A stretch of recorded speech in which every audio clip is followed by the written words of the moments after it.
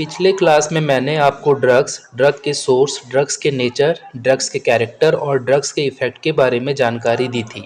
आज मैं आपको अलग-अलग डोजेस फॉर्म के बारे में बताऊंगा, जिसमें आपको पता चलेगा कि डोजेस फॉर्म क्या होते हैं, डोजेस फॉर्म के प्रकार कितने हैं। इसके साथ-साथ आज आप ये भी समझेंगे कि दवाओं को आप कितने तरीक़ों से पेशेंट के शरीर में प्रवेश करा सकते हैं और इसके साथ-साथ रूट ऑफ ड्रग एडमिनिस्ट्रेशन के बारे में भी जानेंगे।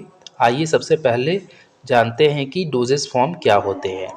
जिस फिज़िकल दवा को मरीज के अंदर प्रवेश कराया जाता है, अर्थात एडमिनिस्ट्रेशन कराया जाता है, उसे डोजेस फॉर्म कहा जाता है। ये doses form method of delivery of drugs और ड्रग्स के इफ़ेक्ट के लिए उत्तरदायी होते हैं। अगर ड्रग्स का डोजेस फॉर्म सही नहीं होगा तो वो दवा अच्छी तरह से मरीज के बॉडी के अंदर डिलीवर नहीं हो पाएगी, और जब अच्छी तरह से डिलीवर नहीं होगी तो उसका इफ़ेक्ट बॉडी पर अच्छी तरह से नहीं हो पाएगा। कोई भी दवा किसी प्रकार के डोज फॉर्म में अवेलेबल होती है, ये 3 बातों पर निर्भर करता है। पहला, ड्रग्स की प्रॉपर्टी यानी ड्रग्स की अहमियत। दूसरा, ड्रग्स का थेरेपेटिक गोल यानी यह दवा किस बीमारी को ठीक करने के लिए बनाई जा रही है। और तीसरा, पेशेंट नीड यानी कि दवा को लेने वाले पेशेंट किस प्रकार का है, पेशेंट की आवश्यकता क्या है। डोजेस फॉर्म को हम 4 तरीक़ों से बांट सकते हैं। पहला, सॉलिड डोजेस फॉर्म। दूसरा, लिक्विड डोजेस फॉर्म। तीसरा, सेमी सॉलिड डोजेस फॉर्म। चौथा, गैसियस डोजेस फॉर्म।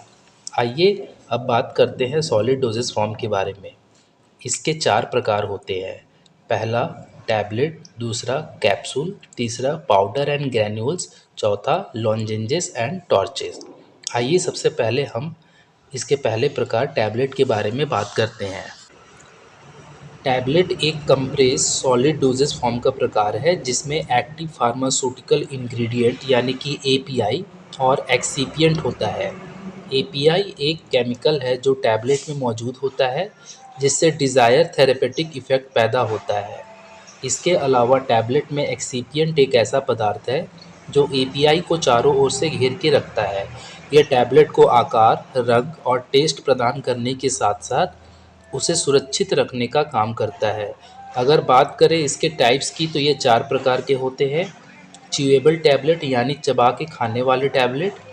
दूसरा, इंटरकोटेड टैबलेट। इस प्रकार का टैबलेट इसीलिए बनाया जाता है ताकि गट में मौजूद एसिड से ये बर्बाद ना हो और आसानी से ये बेसिक नेचर में घुल जाए। तीसरा, एक्सटेंडेड रिलीज टैबलेट। ये टैबलेट इसीलिए डिज़ाइन की गई है ताकि इसके अंदर थेरेपेटिक प्रॉपर्टी लंबे समय तक बना रहे। और चौथा, सबलिंगुअल टैबलेट। इस प्रकार का टैबलेट को जीभ के नीचे रखने के लिए डिज़ाइन किया गया है, जिससे कि दवा का प्रभाव शरीर पर जल्द से जल्द मिल सके। आइए अब इसके एडवांटेजेस के बारे में बात करते हैं। टैबलेट का एडवांटेज ये है कि ये स्टेबल होता है, आसानी से हैंडल किया जा सकता है और इसके द्वारा एक्यूरेट डोजिंग मरीज को दी जा सकती है। डिसएडवांटेज की बात करें तो इसका डिसएडवांटेज ये है कि ये धीरे धीरे असर करता है। कुछ पेशेंट के लिए ये सूटेबल नहीं होता, उन्हें निगलने में दिक्कत होती है, खासकर बच्चों पर। आइए अब बात करते हैं कैप्सूल के बारे में।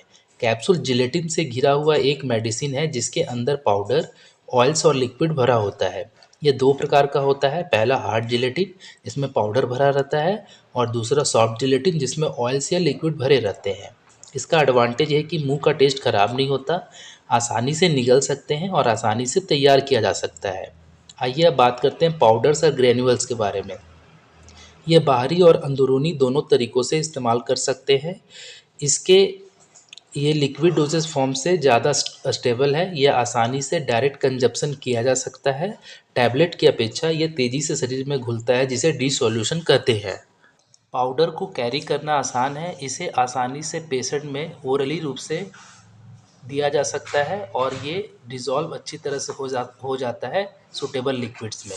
आइए अब बात करते हैं लॉजेंजेस एंड ट्रॉचेस के बारे में। ये एक ऐसी दवा है जो कि चॉकलेट के रूप में अवेलेबल होती है और इसमें अच्छा टेस्ट होता है, क्योंकि इसमें फ्लेवरिंग एंड स्वीटनिंग एजेंट मिलाया जाता है, जो कि प्लीसेंट टेस्ट प्रोवाइड कराता है। इसका एक ही उद्देश्य है कि जो लोग टैबलेट को नहीं ले पाते हैं या पाउडर को नहीं ले पाते या कैप्सूल को नहीं ले पाते हैं, वो इसे आसानी से अपने अंदर सॉलोइंग कर सके और अपना जो माउथ है उसमें रख करके ये धीरे धीरे घुल जाता है और सिस्टेमिक सर्कुलेशन में ड्रग्स पहुंच जाता है। तो इस प्रकार ये दवा काम करती है। आइए अब बात करते हैं लिक्विड डोसेज फॉर्म के बारे में। लिक्विड डोसेज फॉर्म में सबसे पहले आता है सॉल्यूशन। सॉल्यूशन एक होमोजीनियस मिक्सचर होता है, यानी इसमें सॉल्यूट जो है सॉल्वेंट में अच्छी तरह से घुल जाती है और अगर इसे छोड़ दिया जाए तो ये सेटल डाउन नहीं होती है। इसके एग्जाम्पल हैं सिरप, एलिक्सर्स और ड्रॉप्स। इसका एडवांटेज है कि ये बहुत जल्दी एब्जॉर्प्शन होता है, यानी रैपिड एब्जॉर्प्शन। ये सूटेबल होता है चिल्ड्रन में और जो बूढ़े लोग हैं उनको लेने में काफ़ी आसानी होती है। दूसरा है सस्पेंसन। सस्पेंसन एक ऐसा लिक्विड डोजेज फॉर्म है जो कि हेट्रोजीनियस नेचर का होता है और इसके जो पार्टिकल्स होते हैं कुछ देर के बाद सेटल डाउन हो जाते हैं। इसीलिए बोला जाता है कि जो भी सस्पेंसन वाली ड्रग्स है उसको लेने से पहले इसे सेक कर दिया जाए। आइए अब बात करते हैं इमल्सन के बारे में। इमल्सन एक ऐसा डोजेज फॉर्म है जिसमें दो नहीं मिलने वाले लिक्विड को मिलाया जाता है इमल्सीफाइंग एजेंट के द्वारा। इमल्सीफाइंग एजेंट दोनों लिक्विड को आपस में बाइंड कर देते हैं जो कि इमिसिबल होते हैं एक दूसरे के साथ, जैसे ऑयल इन वाटर। तो इस प्रकार से इमल्सीफाइंग एजेंट एक महत्वपूर्ण रोल प्ले करते हैं इमल्सन डोजेज फॉर्म तैयार करने में। उसके बाद बारी आती है इंजेक्शन की। इंजेक्शन एक स्टेराइल प्रिपरेशन है जो कि पैरेंटल यूज़ में इस्तेमाल किया जाता है। पैरेंटल 3 प्रकार के होते हैं, इंट्रामस्कुलर, इंट्रावेनस और सब्क्यूटेनियस, जिसके बारे में अभी हम लोग आगे जानेंगे इस डोज फॉर्म के बारे में। आइए अगले डोज प्रकार जो कि सेमी सॉलिड डोसेज फॉर्म है उसके बारे में बात करते हैं। ये सेमी सॉलिड डोसेज फॉर्म में एक पार्ट जो है आपका लिक्विड होता है और एक पार्ट सॉलिड होता है। इसमें सबसे पहला ऑइंटमेंट है। ऑइंटमेंट जो है ऑयल बेस्ड फॉर्मुलेशन है जो कि एक्सटर्नल यूज़ किया जाता है, यानी टॉपिकली इस्तेमाल किया जाता है। और ये जो है एक ऐसा इफेक्ट पैदा करता है जो कि ऑक्लेसिव है और इमोलिएंट है, यानी कि ये सतह पर पूरी तरह से फैल जाता है, इसके फैलने वाला नेचर होता है। और ये जो भी बैक्टीरिया है, हार्मफुल बैक्टीरिया जो स्किन पर ग्रोथ करते हैं, स्किन के सरफेस को पेनिट्रेट करते हैं, उसे इन्फेक्शन करते हैं, उसे रोकता है। ऑइंटमेंट केमिकली मोर स्टेबल होते हैं दूसरे लिक्विड डोसेस के फॉर्म में और इसे डायरेक्टली जो है बॉडी पार्ट पर अप्लाई किया जा सकता है। किसी प्रकार का इरिटेशन नहीं होता है और इसे जो है आप प्रोलॉन्ग टाइम पर यूज़ कर सकते हैं और इसकी बायो एबिलिटी जो होती है ऑइंटमेंट की वो बहुत ही ज़्यादा अच्छी होती है दूसरे डोजेस फॉर्म के मुकाबले। अगला सेमी सॉलिड डोजेज फॉर्म है क्रीम। क्रीम जो है ऑयल इन वाटर और वाटर इन ऑयल इमल्सन है। ये दोनों तरीक़ों से होता है जिसे हम लोग खासकर ठंड में इस्तेमाल करते हैं। ये ऑइंटमेंट की अपेक्षा कम ग्रीसी होता है। उसके बाद तीसरा है जेल। जेल जो है एक transparent semi solid doses form है। ये वाटर बेस्ड फॉर्मुलेशन होता है जिसमें हाई ड्रग सॉल्युबिलिटी होती है। उसके बाद बात आती है सपोजिटोरीज़ की। सपोजिटोरीज़ जो है एक बुलेट शेप का दवा होता है जो कि प्राइवेट पार्ट जैसे कि रेक्टम और वेजिना में इंसर्ट कराया जाता है, जो बॉडी के टेम्परेचर से मेल्ट करके फिर हमारे सिस्टेमिक सर्कुलेशन में आ जाता है। ये जो है एक ऐसा डोजेज फॉर्म है जो कि इसके ऊपर में एक कवर रहती है जो हमारे बॉडी टेम्परेचर से मेल्ट कर जाती है और ये एक सेमी सॉलिड डोजेज फॉर्म का एग्जाम्पल है। उसके बाद बारी आती है गैसियस डोसेज फॉर्म में। इसमें दो प्रकार होते हैं, एक एरोसोल और एक गैस। पहले बात कर लेते हैं एरोसोल के बारे में। एरोसोल जो है एक ऐसा गैसियस डोसेज फॉर्म है जिसको कि इन्हेलर या नेबुलाइजर की सहायता से डिलीवर किया जाता है पेशेंट के अंदर।